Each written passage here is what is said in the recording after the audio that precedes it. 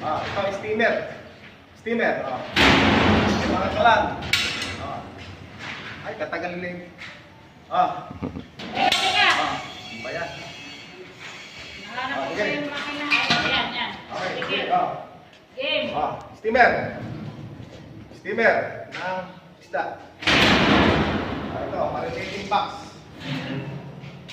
Marinating box. Ito. Punta rito, punta rito.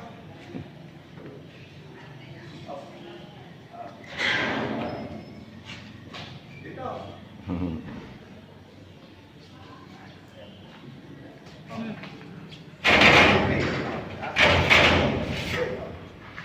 Pray. Itacha mo niya para maulog sa kita para yung mga kapamilya at mga bata. Ito yung paning paper. Simpleng paning paper yan. Duwan. Merong primary, secondary. Pag naubos yung isa, dito naman, meron deposit dito. Kaya matagal na ubusin.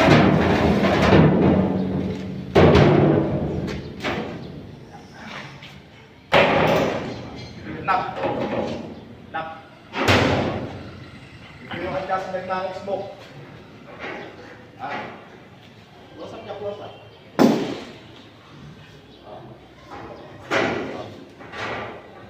Yan, adjustment itong paano control mo yung usok. Sakay, sige. Ito ay marinating box. Ito nilalagay yung mga isda, lalagyan ng asin, lalagyan ng flavoring o ano. Okay. Ito yung mga tray.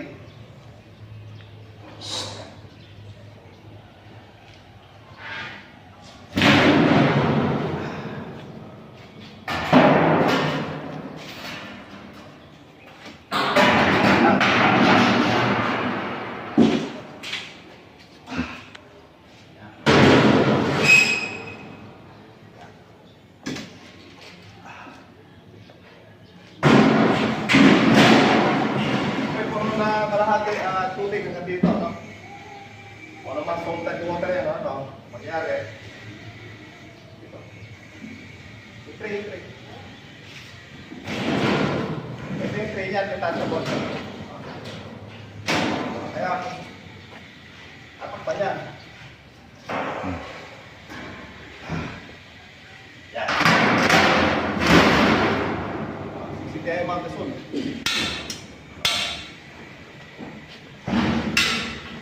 Apat yung bundle niyan. Apat. So, pagka nag-steam yan, alisin ulit yung laman. Ililipat dito. Ito ang itsura niya, no? For example, may isda, no?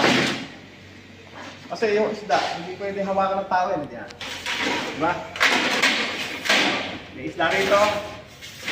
May isda. Ayan. Yung sapo na yung binabat sa umupurong tubig. May salt water. Parang gano'n. Yan. Simple. Kaya rin naluto.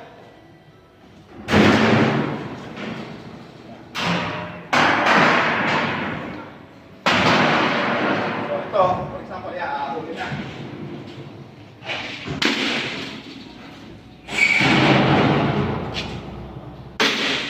Imagine mo natin ito isda. So, ililipat ngayon dito para hindi matulong yung isdang in-steam. Kaya ito na siya. Diba? Parehas. Kaya, very easy. Pagka in-operate siya, wala na hindi po isda. Okay.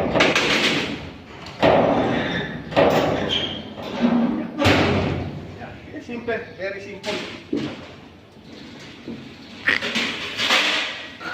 Isa-isa mo, ito. Dito yung isda. Mapapatulos sa marinating sa steamer. Hawak-hawak ng tao. Hindi siya matutulog. Diretso lang. Okay. Marami pa tayong mga produkto. Yan na, nayalis na eh. Close up niya. Roasting machine. Yan mga dryer, washing machine. At iba pa. Yeah.